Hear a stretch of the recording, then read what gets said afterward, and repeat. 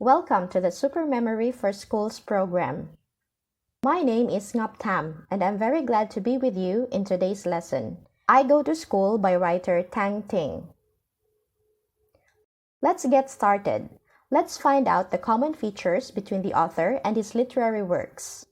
His works, in general, exude a tender, loving beauty and pure feelings. About the work we are going to explore today, it was printed in the volume of Kui Mei in 1941. Let's find out the details of the work. We start with part 1 that describes the mood of the character on the first day of school. 3 things to remember before reading the text. This story is about the first school day. The narrator tells the story in the first person, and the order of narration is from the present back to the past. Let's analyze the text. When reading it, we can see that the writer's standpoint is from the present. He wrote, "Every year at the end of autumn, when leaves begin falling a lot on the trees, and the silver clouds float in the sky, my heart is filled with joy and with the memories of my first day at school." These details make it clear that the weather and space help the writer remember his first day at school. Can you guess what period of the year goes with these descriptions? Well, it's the weather of fall on the first day of school. As you know, that is an important time for students with such weather and space. The image of little children timidly hiding themselves under their mother's hats on the first day of school made the writer fluttered. Then he recalled his first school day along with all familiar feelings on the way to school. Let's listen to his memories of first school day. "Those pure feelings blossomed in my heart like fresh flowers smiling under the clear sky. On that morning, a morning full of autumn dew and cold wind, my mother tenderly took my hand and led me along the long and narrow village road. I had been walking on this road many times, but this time I suddenly realized something strange. My surroundings appeared to have changed, as there was a great change in my heart. I went to school today."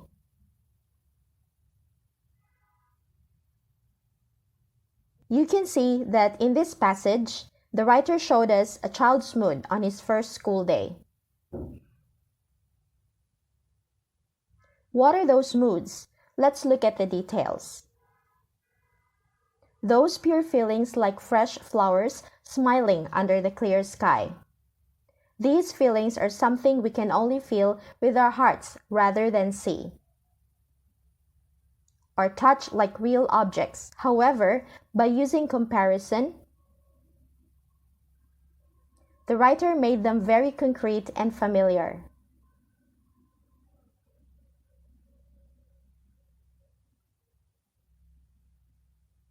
We can imagine it is the excitement, suspense, enthusiasm, and joy of the little kid on his first day to school, and we are following him on that day. Let's recall your first day of school. Who took you to school? They could be your mother, your father, grandfather, or grandmother. For the author, the main character of this story, the person who took him to school, was his mother. His mother lovingly held his hands. You may feel a very familiar feeling of yourself going to school for the first time in this image. Now let's look at the details and about the familiar road and the surroundings again. The questions here are whether the road actually changed or not, and whether the scenery changed or not. The scenery did not change, and the road remained the same. Only one thing had changed. What could it be? According to the author, what changes here is the mood of the little kid when going to school. In other words, it is the mood of the character I. That day was his first day of school, so he saw everything around him more uplifting and fresher. When you read part 1, you may also realize that the character I saw himself as grand and decent, as a grown-up schoolboy rather than kids playing with their parents at home. At the moment, he even wanted to take his books and pens to confirm that he had grown up and that day was his first day at school.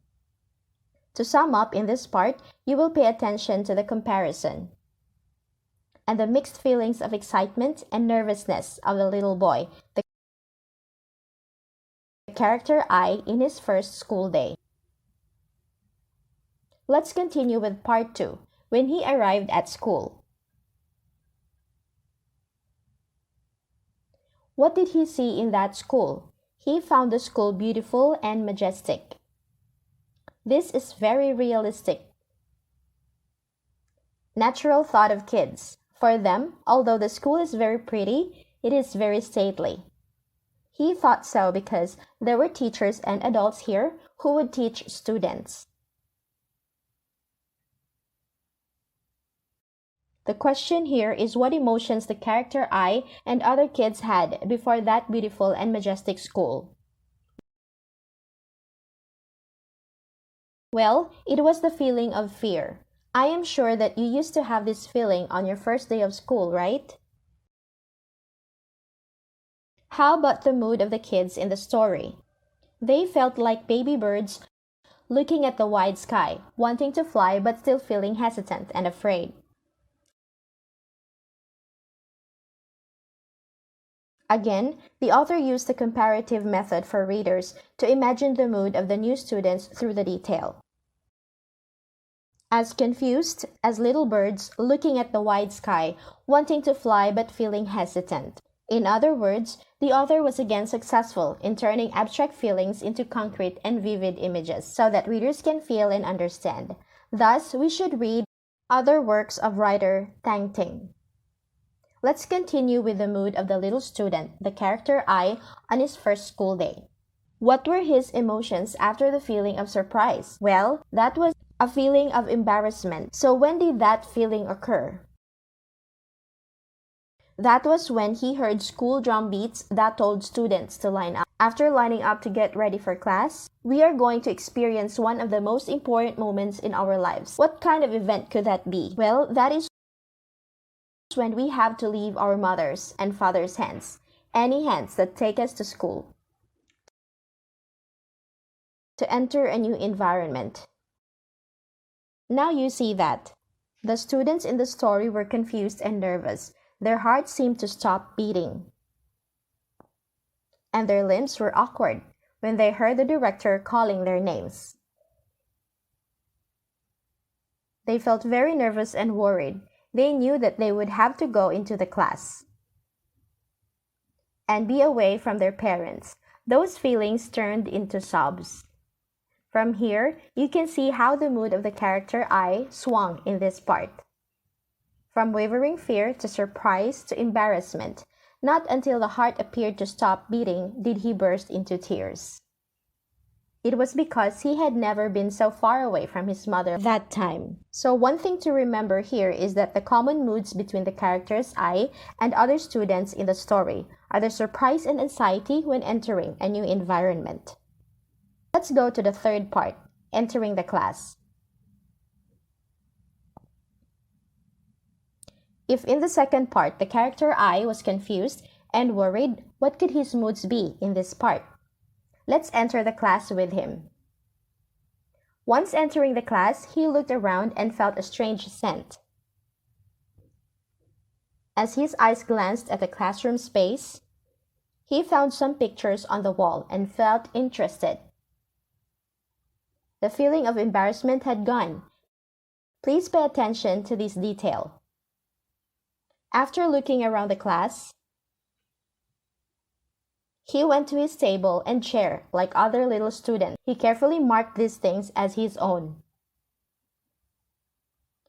Then he was acquainted with a person sitting next to him, whom he called a little friend. This little friend was someone he had not been familiar with yet, but he didn't feel strange. Next, he started his first lesson. He put his arms on the table, which is a very cute gesture, and mumbled spelling. All of us must have learned this very first lesson and been familiar with the act of putting our arms on the table and mumbling spelling. It's very cute, isn't it? Also, in this part, you should pay attention to assonance such as cool, carefully and mumbled. These words help us imagine the moods and actions of the character's I, and action of the character I when entering the class. Now we see that he had become confident and excited with his first lesson. Looking back on this whole part, we should remember the 3 stages in the mood of the character I on the first day to school. On the way to school, in the school, and on entering the classroom. Let's explore the second part, the image of adults in the story. Do you see anyone else accompanying these little students at school, apart from their parents? Well, they are their teachers.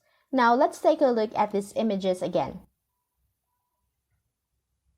On the way to school, the character I's parents, especially his mother, lovingly held his hands. What messages did she want to convey through this loving gesture? That could be a word of encouragement.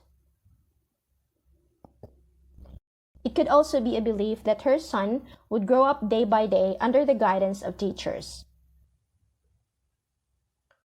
We continue to look at the images of other adults who are called directors. To be more specific, they can be school administrators, principals, vice principals, etc.